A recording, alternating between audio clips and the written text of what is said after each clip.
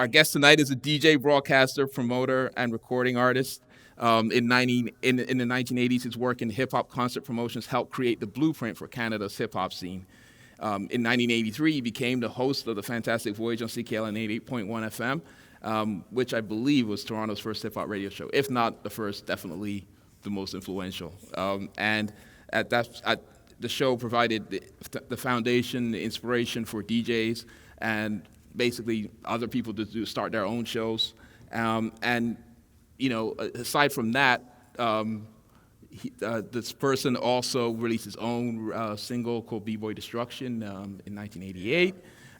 He also produced essentially produced or had, the Dream Warriors produced their entire first album in his house, in the basement of his house. He produced a couple of tracks on that album. You might know it was called And Now the Legacy Begins, and it was like a worldwide hit. And aside from that, he also started another show called Reggae Mania, and he went on to become a promoter in the reggae and dancehall scene. And last year, he got a star on the Scarborough Walk of Fame. And he's about to release an album, which is called, apparently, appropriately 40 Years Too Late. And in 2023, this marks the 40th year of his show, The Fantastic Voyage. Please welcome to the stage Mr. Ron Nelson. DJ Ron Nelson.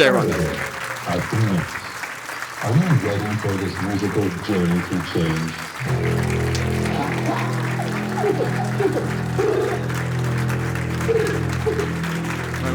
Good? Good. All right, you can go. Oh. Get up, Toronto! You prepare for this radio magic. Originally now, to live. On CKLN 88.1, this is the Fantastic Voyage program.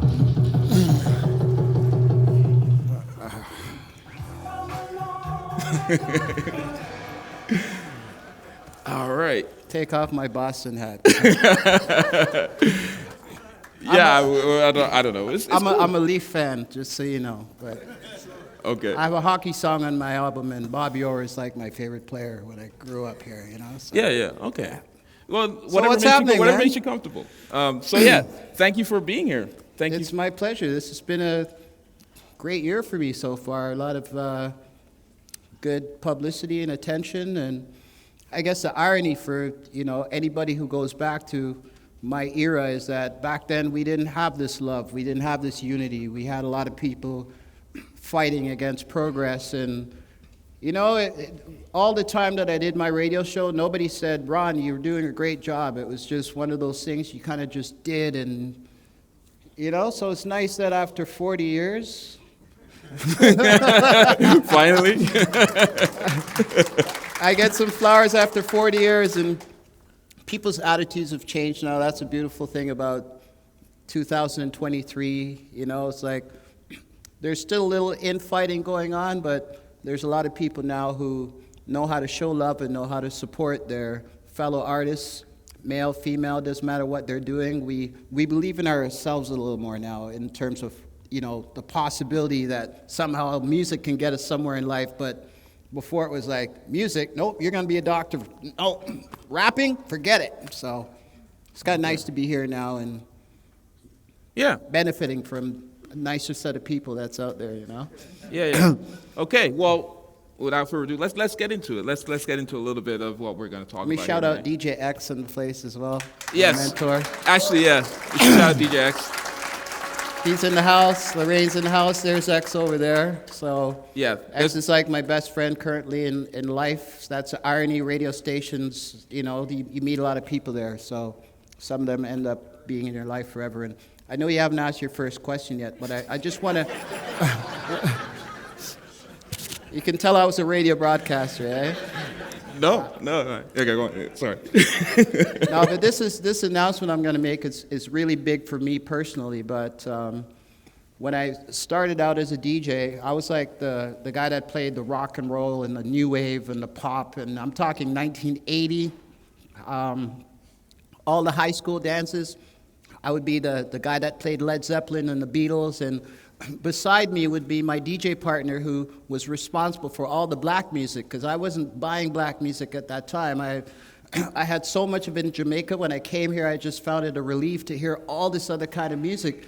So I want to big up somebody I haven't seen in probably 40 years, 35, and he's here tonight. He came out to this. And my original DJ partner from the Fantastic Voyage disc jockey service at this time, he's the one that kind of got me started. We spent hours and hours mixing music, learning hip-hop. When I did that rap that some of you heard on my Instagram over Evelyn Champagne King, he was the one going back and forth in 2 turntables, and we didn't have 1200s. We had belt drives at the time.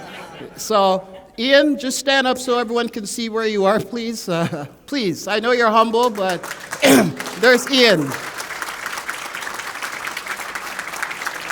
So, appropriately enough, I believe, if I can jump to our, see this clicker that I thought I knew how to use. Oh, here we go.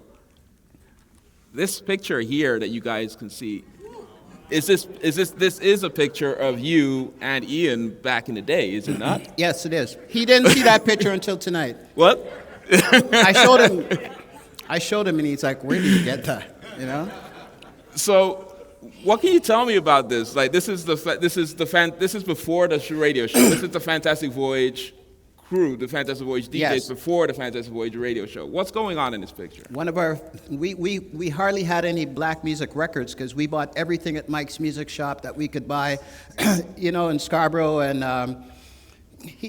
Ian was dressing in dress pants and nice shoes, you know, like he was totally opposite than me. I did not know how to dress. I still don't know how to dress, actually. But Ian was like that guy that was in the Michael Jackson and Prince and stuff. And his father one day, without knowing it, he said to me one day, "Hey, we have a loan." And I'm like, "What's that?" His dad gave us money to buy speakers and turntables and a set to go play all the high school dances with. And that's when we got our first experience. We thought we had a sound system, but we did dances with 2 speakers back then. And one amplifier. So this is, and you guys were going to Victoria Park Secondary School? Yeah, we were in Vic Park High. Yeah. And shout out Rob as well. Rob was, where's Rob? Rob, stand up, please, just for a sec. Okay, that's Rob. Now, Rob has saved my life many times because he was always my head of security. At Concert Hall, Party Center, there's some vicious people that came through those doors, and he had to protect me from them. So just why I have to give him love right now and just say thank you, Rob, for all the years of protecting my life, because it was dangerous out there back in the days. Cool. So let's focus on the school a second, because I do believe that you were doing, you know, not only playing these high school dances, but you were doing stuff at the school in terms of with music at the time. Oh, yeah. So tell me about that. Our school, Vic Park, was full of music heads, but there was hardly any black people in the school in 79, something like that. So all the black people used to sit together in the cafeteria. There's probably like 30 of us, so we all kind of bonded together. But we had one thing in common: we loved music. And one day, because of my experience with Ian, we had the idea of, or I had the idea of putting a radio station inside Vic Park High School, which meant talking to all my cool friends that were into music and becoming a kind of a program director without knowing what a program director does. And we had this theater arts room, and we set up the amplifier in there, and we had like 300 foot of speaker wire that ran to the cafeteria. And we set up in the little jetpack area. It was like the perfect DJ booth. We set up the turntable. We rented them from Dave Summers' disc jockey service at the time. So they stayed there in the room, the mixer and the 2 turntables. And every morning, every lunch period, and after school, we had different DJs scheduled to come in and play music, which would be piped into the school cafeteria and outside in another area as well, all from just manually, you know, using speaker wires back in the days. And ironically, that little feat there is probably what got me into Ryerson, because when I did my interview to get in there, they asked me a bunch of questions I didn't know the answer for, and they were really impressed with the fact that I did a radio station in grade 13 at the time. Right. So I'm clicking and it's not happening, but but there was so you go to TMU, formerly known as Ryerson, and you go into the school, and based on you're enrolled in the radio and television arts program, right? So, what at that time can you tell me about kind of like you are now, as far as I know, are interested in being involved on the radio station there. So can you tell everyone here what happens when you kind of go to the radio station? Let's see. I didn't know what I was in for, actually. I was so naive. I didn't know I wanted radio that badly. But I just did it. I used to get lost at Ryerson all the time. Like, it was so hard to adjust there when I got there, but before I did anything else, I went there and applied for a job. And I think when you're a student on a community radio station, the makeup of a lot of the community radio stations is volunteers from the community make up 80%. And it's hard to get students at that time who want to work on the radio. Even with a radio and television program, there's hardly anybody there that were actually Ryerson students working on the radio. Can you imagine that? And there's hardly any black people in Ryerson as well, right? And so when I applied, I was kind of like on the outside. This radio station was playing new wave, punk, rock, very political as well. And I was bringing black music into the station, and a lot of it they weren't used to. But they fired me. Too much black music. And I think because I was a student, they probably had some obligations to put more students on the airwaves, because about a month later, after constantly knocking on their doors, they put me back and said, you can play what you want now, you can do what you want. So I'm like, wow. And that was it. I went crazy. I played stuff I played NWA with very offensive language. I remember we had a very feminist program director named Punim, and she brought me into the office one day and talked to me in a way that I was totally naive to having a consciousness to what should be played on the radio and what was appropriate. But on CKLN, they used to have the song that all the white guys used to play by the Electric Chairs. It was, if you don't want to F me, baby, then baby, F off. And, you know, when I heard that song, I'm like, if they can play that, then I can play anything. You know what I mean? So that's kind of how it was. CKLN was very underground, and it allowed for creative people to do creative things. Right. So wait, this is not where I wanted to go. I'm trying to get this thing to work. Okay. Yeah, for some reason I can't get it to go. But anyway, yeah, here we go. So this is you at this point in time when going into school. So yeah. So and the one thing that I wanted to get back on here is that, you know, you kind of glossed over it, but you were fired for playing too much black music, right? So let's just be clear about that. We're thinking, what was the radio environment in Toronto at this time in terms of what was black music on the radio? WBLK. To be clear, that's not Toronto. There was. I think maybe Headley Jones had 2 hours on CFNY overnight, and he would squeeze in some black music. That I remember him being like the only black person on the radio that I could kind of look up to and say, wow, there's a black guy on the radio, and he's sneaky. Like, he played rock music too, but he'd put a lot of his style of music in there as well, but you had to listen overnight. And I don't remember being able to listen to Canadian radio and hear any consistency with black music. Queen, another one, Bites of Dust. They thought that was black, and it was a big threat to those guys when that song started making noise.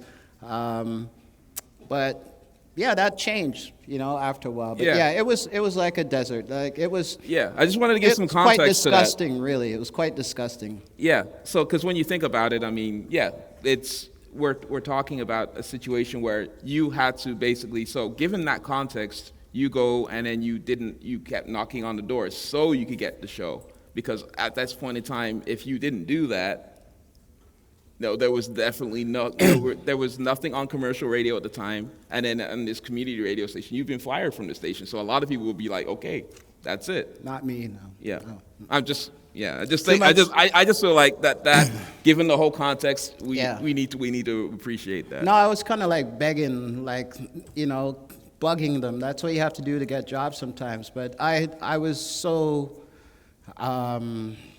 enthused about the music. I just wanted to kind of play it. I was in school for radio and television. Why shouldn't I be on that radio station? It only made sense, And like I said, the irony is that, even people from the radio and television department, they didn't see working on that radio station as an opportunity. It was hard to recruit students at the time. Okay. All right. So you get the radio show, and then you're on. So yes. So just thought we'd break this one out from the vaults here. We totally messed up everything he planned today. Oh yeah.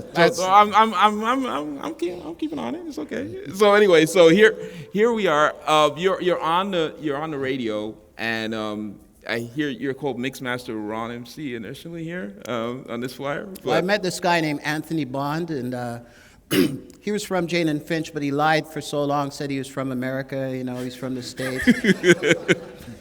Some of you guys probably have heard of Anthony Bond. He's quite infamous, but he was probably the first B-boy that I met that came to CKLN who understood where the show could go and where it was going, and he basically came into my life and played Stucky on me and befriended me, but he was a very educational tool for me because I didn't know anything really about hip-hop and rap music. I mean, I was playing the music, but I was one of those people that heard, Red Alert and Chuck Chill Out and different tapes from the radio, Mr. Magic and all that stuff. You would tape those radio shows and you'd listen to them, but I'd never been to New York yet. And one day he's like, first of all, he says, you need a name, so I'm going to call you Mixmaster Ron MC. And I had this blue vest, and he did graffiti painting on the back that said Mixmaster, just like with Grandmaster Flash with the white gloves.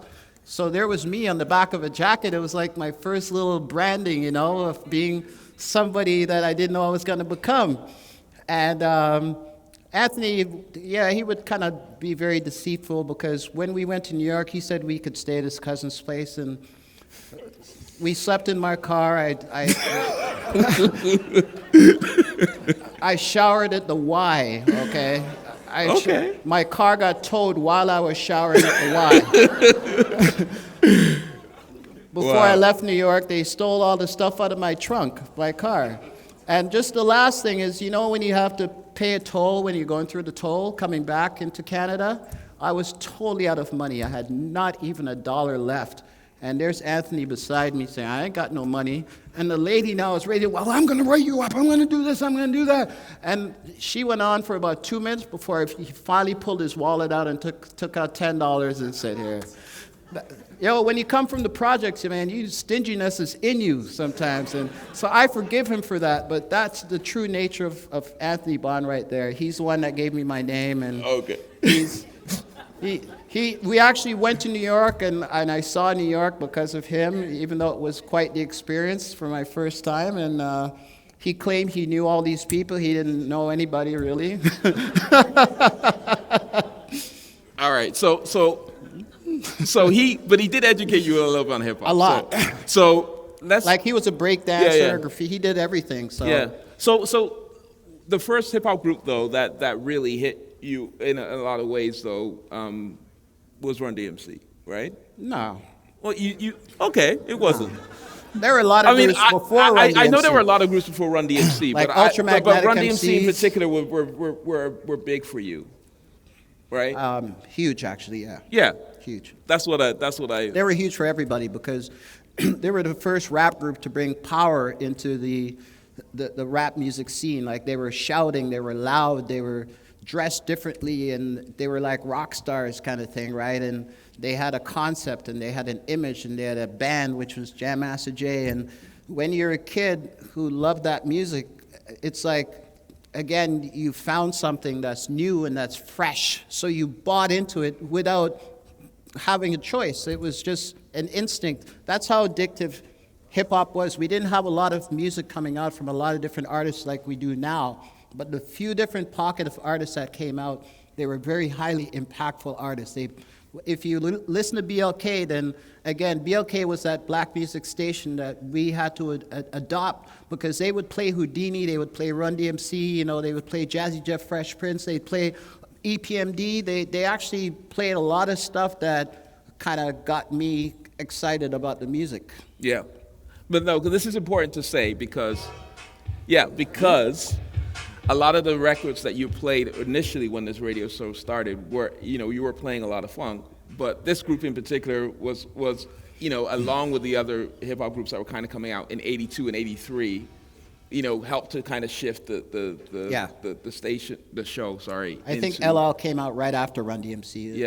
LL was like the first solo guy, and he, again, was a paradigm shifter because he was the first example of a young kid coming in the industry that kind of ran things, and he had the fortification of Def Jam behind him. So I think if any of you guys know Kara Lewis and Norby Walters, the agency, they were the agencies who I ended up dealing with who sold all these bands to me. So if you want to be a promoter, they would send you a list that have like all the top hip-hop groups and funk groups and black groups. Yeah. Let's hold the promoter bit for 1 second. Let's get to it. But no, and I do know, because Carlos, I believe, that was a name that I heard at the end of Eric B. and Rakim's Fade and Food for the longest time. I was like, who is Carlos? Okay, there you go. So, but moving on, there is that, you want to run it? Yeah, run. So you mentioned LL. Actually, let's take a listen to something. Who did the drum machine programming for that? Well, actually, I did most of the drum machine programming. And Adam Horovitz, a member of the Beastie Boys, he's on the Def Jam label. He did the intro. And Rick helped out, because the demo I sent him was basically that beat right there. Definitely. I've been rapping since I was 9, so it's not like I haven't been rapping a long time. But Thank you. I feel like a veteran. But as far as recording goes, I feel like I'm happy. I'm glad to be here. I'm grateful for all the things everybody's done for me. I'm grateful that you brought me up here. Because everybody don't get this shit. That's right. So that's you interviewing LL Cool J, who is 18-year-old LL Cool J.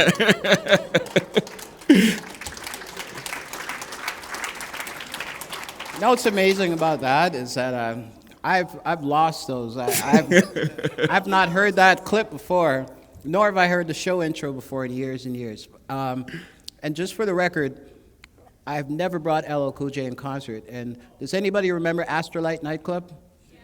Okay, so I had LL Cool J, Big Daddy Kane, MC Light, Audio 2, and another artist. I think it was Big Daddy Kane. Nice show for Astrolight, and about a week and a half before, what happened? The place burnt down.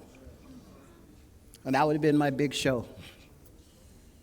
So I can't take credit for bringing Cool J, so I'm glad I did interview him. I think it was the Assoon brothers from Twilight Zone who ended up bringing LL Cool J, and they didn't promote it to the right audience. If I had done the show, there would have been thousands of people there. It was probably 450 people at the concert hall to see LL.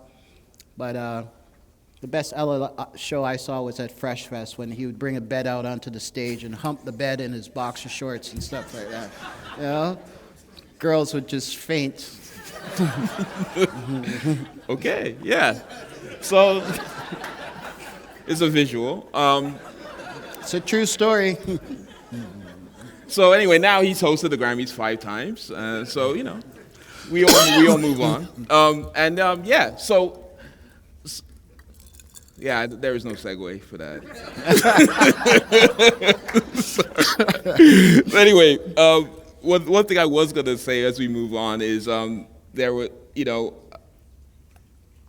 as we look at you've done this thing where you were on the show, and then you didn't bring LL up, but you were bringing up other people all right? And you were bringing people because there was a community that had kind of coalesced, if for want of a better word, around the show.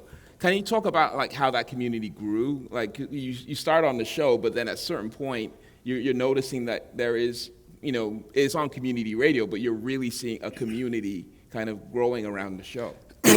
Well, I was recruited into being a promoter. I didn't plan on doing it.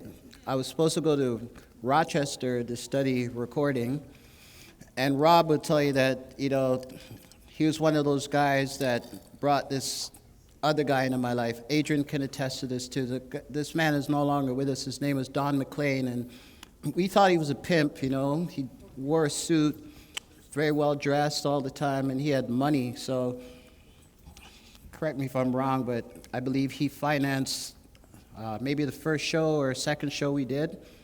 Then it was time for me to leave. They wouldn't let me leave.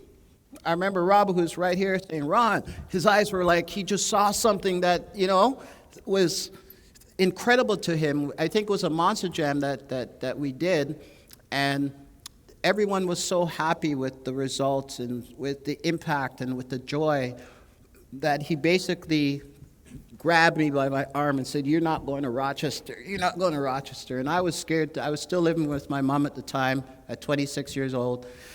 I was really scared to leave the city and to live on my own. I've never been on my own before. So I looked at it as a sign. You're not supposed to leave. You're supposed to stay here and serve the city. So didn't have a real job at the time. So you mentioned Monster Jam, right? And my job. I want to get into Monster Jam here a sec because this is something that you kind of came up. How did And this is we have an early flyer for Monster Jam up here, and what's interesting about this is that everyone that's on the flyer is a sound system, right? It's not because it's an early version of it. And how important were sound systems given the kind of the landscape? And that you kind of came into, being on the radio? Well, there weren't enough artists at the time to have a Monster Jam. We couldn't find them. People who were coming down to the show were bringing cassette tapes, and they were very poorly recorded, didn't have any sense of structure. There were no stars. There was no one you could look at that said, I want to sound like him, even though he's from Canada. So we had no choice. The people that were making noise at that time were the sound crews.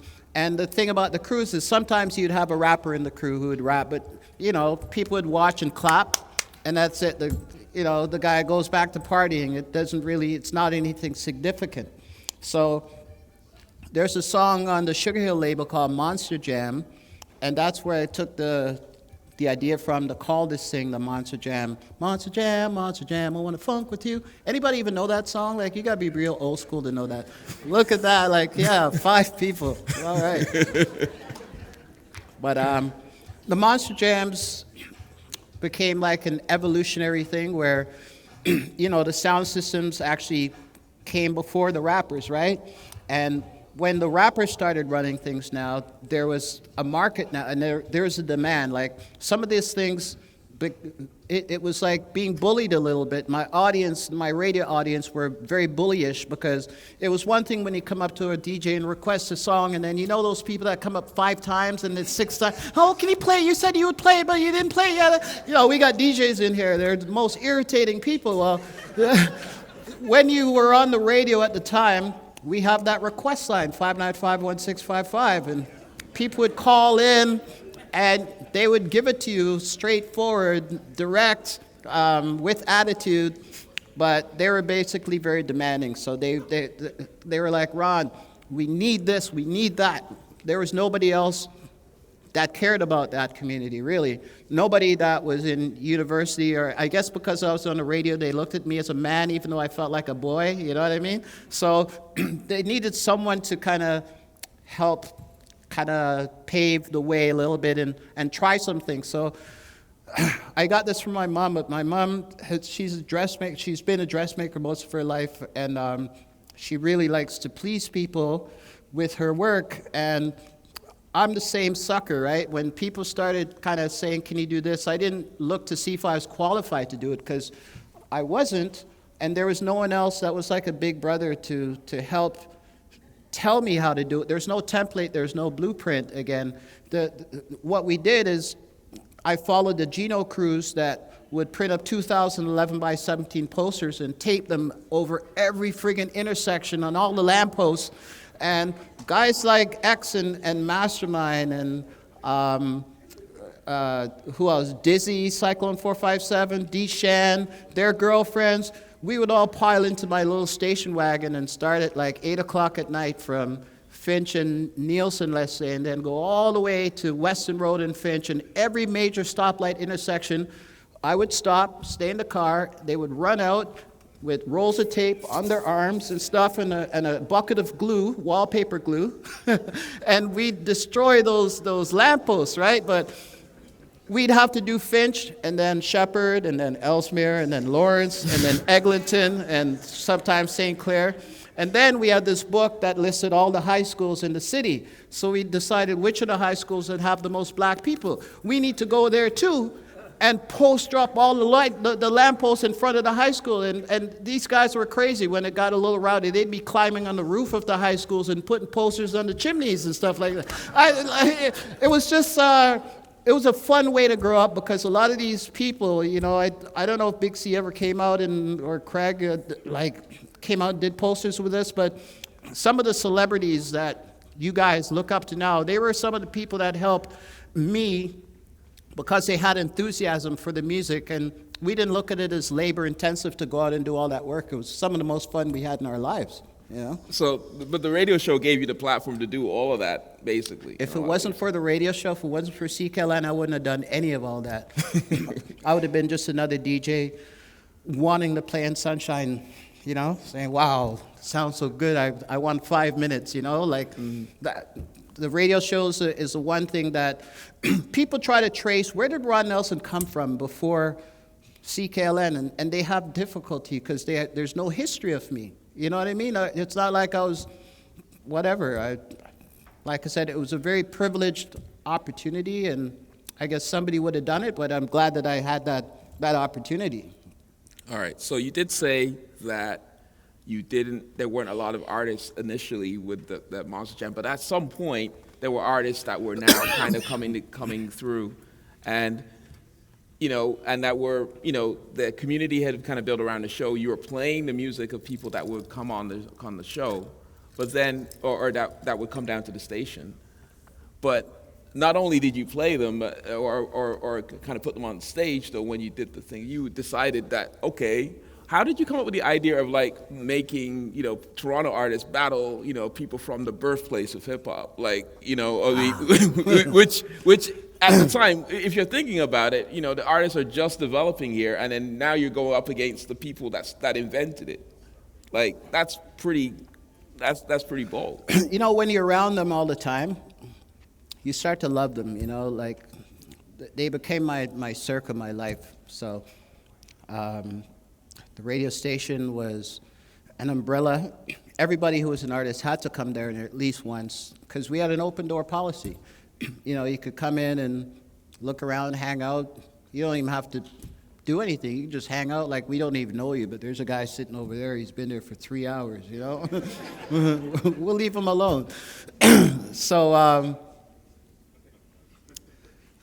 I don't know. It was just, again, an evolutionary process. What was your question again? Basically, I was like, how did you come up with the idea to, like, this flyer says New York. I know there's a the lot battles, of text battles. on it, Okay. right? So I'm not expecting people to read it, but one thing that is kind of prominent says New York invades Toronto, right? Yeah. So basically, you were the whole concept, for anyone who's not aware, was that you know, at some point, you know, people from Toronto were battling MCs that Okay.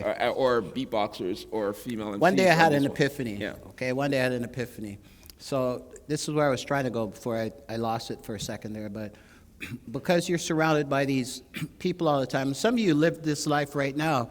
You want to help them. You know, you want to promote their talent. You want them to bust.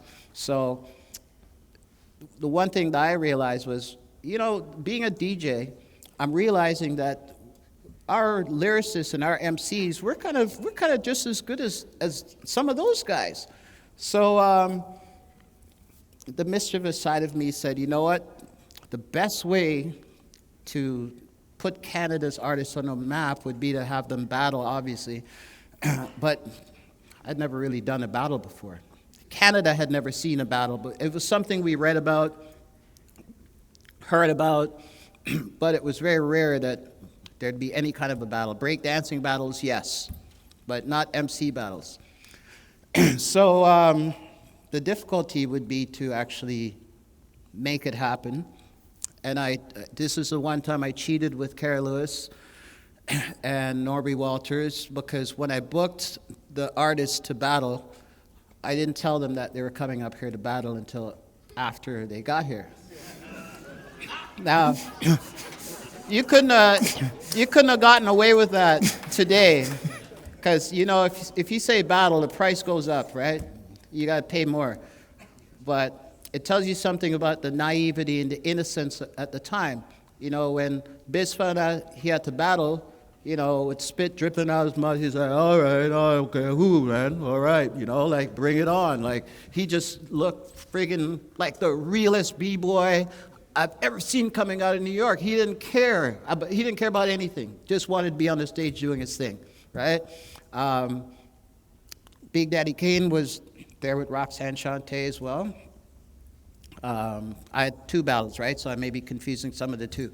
But generally what I'm saying is the attitude of the artists back then was real. They looked at a battle as non-consequential. No problem. Let's go. Doesn't matter about the money. They didn't call Carrie Lewis and go, yo, this guy wants us a battle. Can we get more money now? Nothing like that. They were just into it for the sport, for hip-hop, for the love. I think they understood to some degree that, I was trying to break Canadian artists. But they're also full of cocky confidence at the time. They thought that it was like Canada versus Russia. We underestimated Russia when we played them in hockey, and they almost kicked our asses, right? So in some way, I think they didn't know what to expect out of Canada. They didn't really know that we had it together, but Yeah. it was our home rink, though. We had the advantage of playing from home, and they were the ones from abroad. So it ended up being probably the greatest event that I've ever done. Okay, great. Well, one of the MCs, the local MCs that performed I think it's round 3 on Small Friend was Rumble. So let's play a little bit of Rumble. Rumble and Strong, sorry.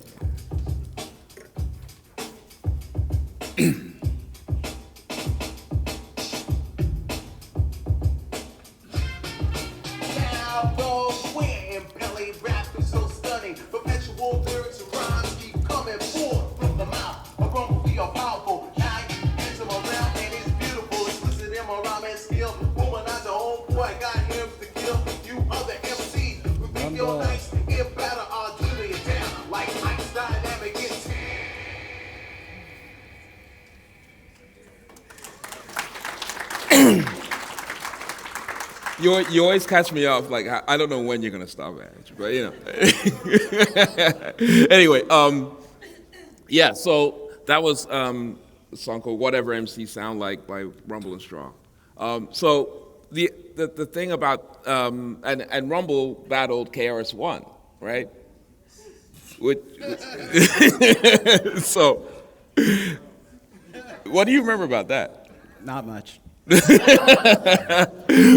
just knowing that so what happens is let me tell you something. Yeah, okay. Honest to God, whether people want to hear this or not, I missed a lot of my concerts because I was a damn promoter. Okay, back in those days when you're a promoter, there are no security companies. Okay, there's nobody with experience to work. We didn't sell alcohol, but I had to have my parents sell the pop and the patties and stuff.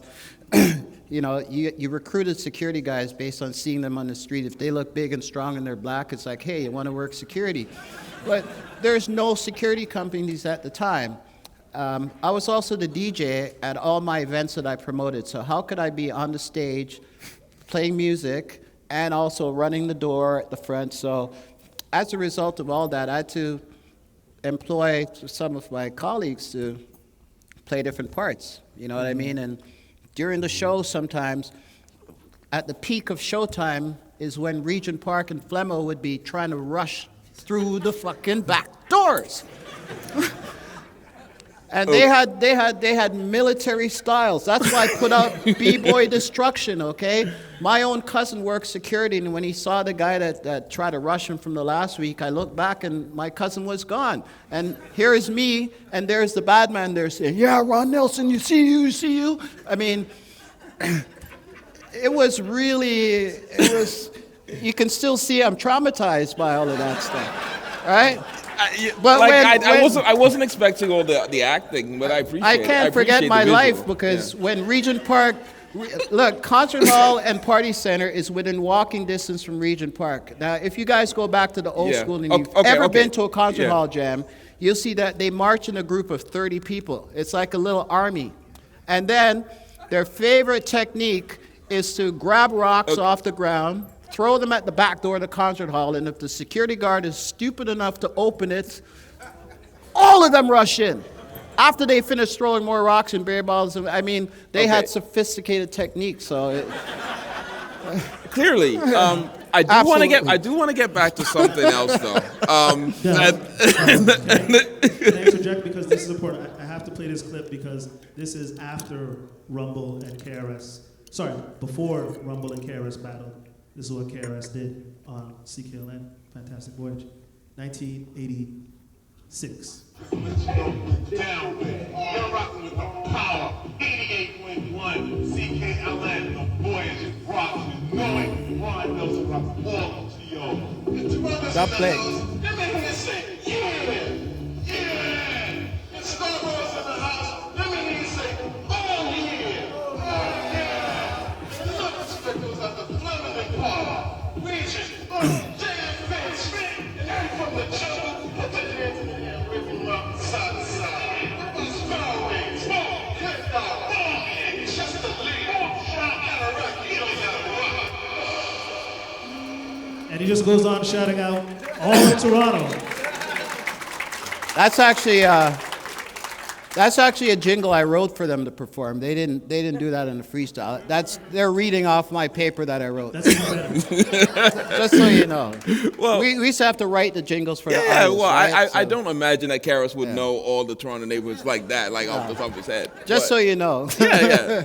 But it's still kind of cool to hear. Oh, very cool, very cool. Well, can you tell? He had a specific connection to the city because I do think Karras, it's you're talking Yeah, about? Karras, DDP? because I think it's important because he is, a lot of people would consider him one of the, the better,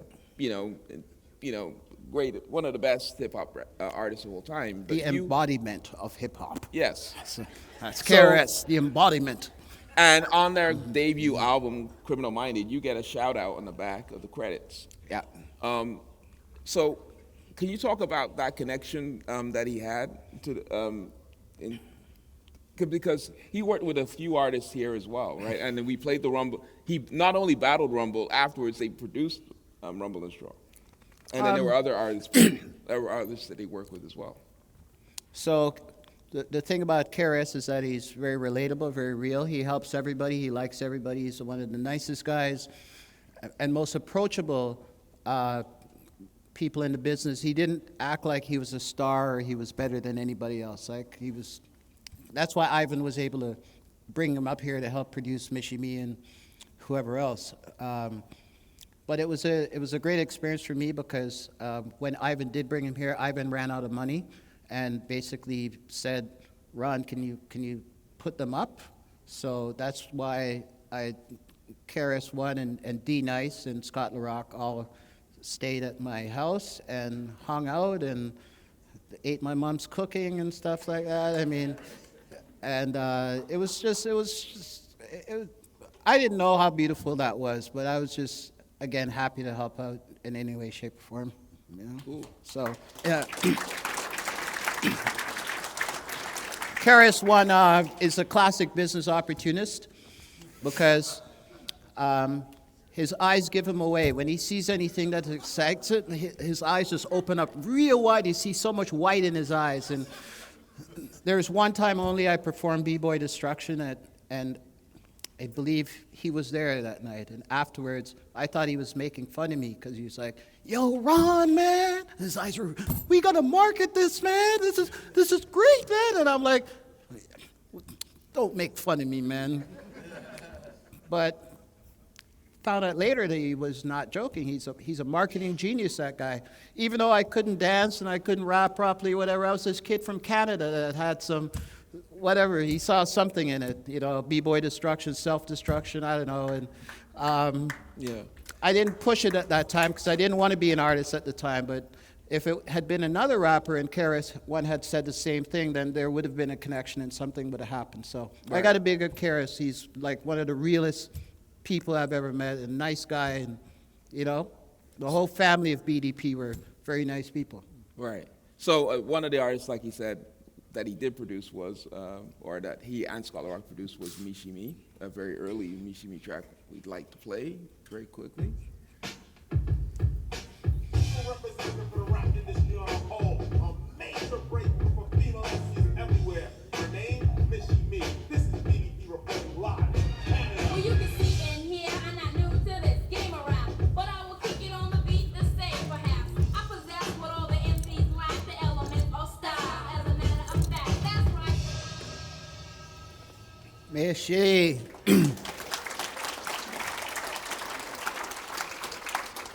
So can you talk about like those artists, Mishi and another MC named Melody MC? They would come to your show.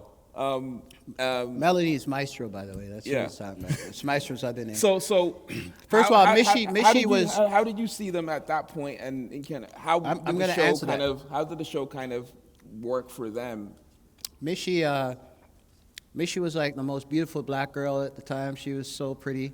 We all kind of, every guy was just, I want to hit that, Okay. Okay. I'm being transparent and honest with you, man. KRS-One and BDP, they all wanted to hit it too. I mean, that's Okay. Can we talk about like the show, right? Can we talk about as an artist? that's why I'm not on the radio anymore. Yeah, can we talk about Mishi as an artist, Melody MC as an artist? What did the show do for them? I'll calm down for a second. Okay, so let me see. I'll start with Mishi. So yeah, that Mishi. I remember her hanging around with Sunshine Sound Crew before she had CKLN available to her. She was very popular because not a lot of young black women could rap good at the time. It's like when that white guy saw me rapping in 1980 and said, "Let's put out a record," because he didn't know any other black person that could rap. Okay, that's the only reason that I had a record out in 1980. So Mishi was, you look at all the high schools and all the black people in all the high schools and stuff. This girl, Mishi, stood out.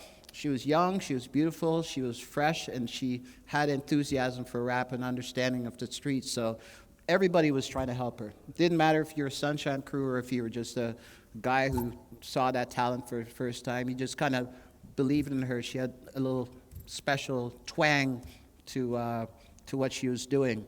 And she was really in a league of her own because there was not a lot of other people at the time who were female who was even trying to rap. So she was like the first female rap celebrity in Toronto, and she had something that the Americans liked, something that KRS-One in particular liked that made her a little distinct.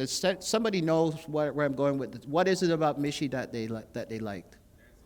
Her dad, yes. See, the first thing I heard, she has this Jamaican dance hall reggae element, which, was the next thing that hip hop was looking for, to intertwine, which is what KRS-One really did. So that's the Mishi story. She was just talent waiting the bus, and everybody wanted to work with her because she's one of the nicest people in the business. I didn't mean to disrespect her by saying what I said before. It was just the way we talk in the streets, you know what I mean? So I love Mishi. She's my friend. And Maestro now,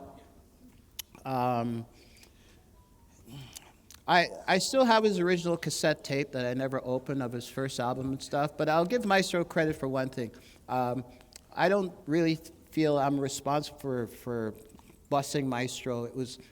Maestro was ridiculed by a lot of us guys who thought that we knew what rap was going on at the time, because we thought he was a little corny sounding, you know, like he's kind of poppy sounding at the time. He was commercial sounding, like he wanted to wear a friggin' tuxedo. Like, come on, man. Like, and he had this way of rapping really fast, you know, and he didn't hang with the rest of the crew. So Maestro was not really down with a lot of the rappers who thought that they would be the next ones. This is what a lot of you guys don't know. And then all of a sudden, almost out of nowhere, it was like the best kept secret, Let Your Backbone Slide came out, and we heard of this alliance between Maestro and Farley, and Farley didn't follow the template of what anyone else thought or what anyone else believed. He had his own drive. Ivan Berry was there, but Farley was his own Ivan Berry kind of thing. You know, he was educated, and he had a vision, and he believed in Maestro, and probably put his own money into the project too. But those guys kind of drove that record with their own enthusiasm, with their own power. They didn't kind of beg anyone, or you know, they didn't have to rely on all the other so-called names in the business, because there weren't a lot of other names. So they were there at the right time. Timing was really good for Maestro at the time. So the radio station was a place that he came to sometimes. I had a personal friendship with Maestro. For some who don't know, when the very first Canadian record label signed a compilation record with rap music on it, it was Quality Records who did it, and the record was called Kings of Rap. And so Quality, again, think about this. They can't find rappers. They can't find anyone with rap expertise, and this is 83 or 84. The only reason that they found me is because they heard that there's this kid on the radio station that's playing rap, right? So now they're like, listen, we have this album, and these are white guys in suits and ties. Okay, they don't really understand the music at all. They've been told by their record label, this is our next project. We have to market this Kings of Rap album, but it's all black music. You know, we don't know. They don't understand this, right? But they have to do it. So they got me and Maestro and a third person to go to all these different malls with our turntables, and on the sidewalks as people entering the mall, I would be the DJ spitting and Maestro would be the guy rapping. And you see white people, this is the first time they've seen a rapper in their lives, right? Because seriously, it was for many people, that was the first time they'd seen rap live. Okay, if you weren't in the underground, you're not going to see rap. And think of it, this is 84, 85. It's hardly on TV. It's hardly out there. So, again, we really didn't know what was going on, but that was the beginning. Maestro spent a lot of time in my house practicing. My mom still misses Maestro because she used to cook for him too. Like, we go way back, me and Maestro. Yeah, but it is interesting to note that, you know, like, if we're going from the beginning here, you start the radio show at a time where there was no radio for this, and there's a direct straight line from your radio show to basically hip hop reaching the mainstream in Canada from having this relationship with Maestro. Yeah, you know, and you got to ask Maestro this when you see him too. He just gave me a shout out today. I think the reason Maestro got signed is partly because I had a concert with this recording artist named Stevie B. You guys ever heard of Stevie B? Okay, I'm the one who brought Stevie B to town, and that's when Maestro made the connection with Stevie B's people, who ended up signing him to America. So a lot of people don't know it. I did some of those Gino shows too. I brought up Trinaire and, you know, Alicia and the Cover Girls and stuff like that, New Shoes, but sometimes under different names. So yeah, we got to ask Maestro that. I believe that's a true story, that Maestro got signed partly because of the timing of me bringing Stevie B to town. All right, so Maestro breaks in '89, which is around the same time that your kind of tenure on the show, I'm not sure, kind of comes to an end. Why does the Fantastic Voyage? What happens when the Fantastic Voyage is ending? so to speak? Well, hip hop is changing. Um, I'm losing my grip on it a little bit, and the people around me can tell. It's one man is not an island, and here I was with my hands full, right? Promoting is now a full-time responsibility, and I'm not able to put into the show the 100% DJ enthusiasm that I used to. And also, I'm not relating to the new music as much now, right? The styles are changing. The music is changing. It's becoming a lot more of a lucrative industry. But I come from the old school. I'm from the age where, you know, people are rapping because they need to express themselves, or, you know, it's some kind of therapy, or it's a way of getting out of the ghetto or whatever. Like there's consciousness in that era. And now I'm entering the era where there's no consciousness anymore, you know? And but the styles are changing and new people are coming into the business. And I got guys around me like X and Thrust and Power and Mastermind and, you know, all like a whole collection of people, not to mention the rappers like Rumble. And then I'm in a friggin' studio in my basement. While being a promoter, I also have my recording studio, which is busy every day, and I've talked Ivan Berry into putting his recording studio in my basement as well.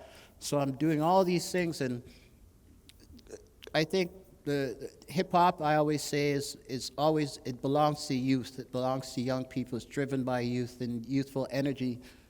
And my friend started giving me the idea that, Ron, maybe it's time to kind of give the show to us now and let us run it, because, you know, they're 10 years younger than me.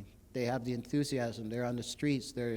They've adapted to the music the way it is now, where I'm kind of falling off a little bit because I'm still kind of stuck in the old school. And I think the great thing about me is that, you know, I'm unselfish. And I also had this great amount of confidence that I can live beyond the Fantastic Voyage program. And I let it go. I said, you know what?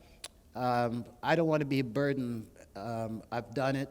I'm going to give it to you guys now. You guys can be the next. I actually named the show The Power Move when I gave it to X, and basically said I'll kind of watch you for a little bit, but it's yours now. I'm just going to keep doing my thing, you know? Okay, great. So with that being said, and thank you for being open and talking about that, because it sounds like it was something that you definitely thought about for a while at the time. No, not really. Yeah, okay. No. You didn't. Okay. That being said, we would like to bring out DJ X to talk a little bit about what he feels about this point in time, because him taking over. So let's bring out DJ X first of all.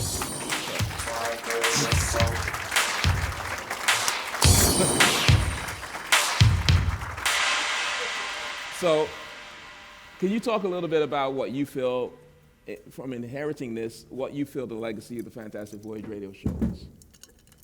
Wow, that's deep.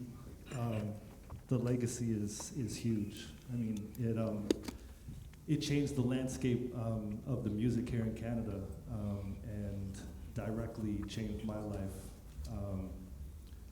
You know, it was just such an interesting time. Right? I mean, there was no internet. It wasn't nothing like it is today. There were really only, you know, a couple sources where you could hear the music, and this was he was the man. Like, that was the show, and you know, it was so deep that at times you would put tinfoil on your antenna to just be able to get the station. And I know a lot of people talk about that, but that shit is real. We used to do that. So if you lived, you know, in North York or somewhere far away from the station and it was hard to get, that's what you needed to do to you know, have it be clear. And it was the nucleus of our industry. I mean, where else could you go? Where could you, if you're a promoter and you had a party and you wanted to get the word out to people, where were you going to go? If you were an artist and you wanted your record played, which back in that day probably wasn't even a record, it would be a cassette, you needed the Fantastic Voyage program. I mean, it just broke so many barriers. And then when you kind of add Ron's creativity into the mix, and just, you know, the promoting of the culture, you know, it's funny because they put up a flyer of the battle. That was hip hop culture back in the day. You know, it was about battling. And so that was a reflection of the culture.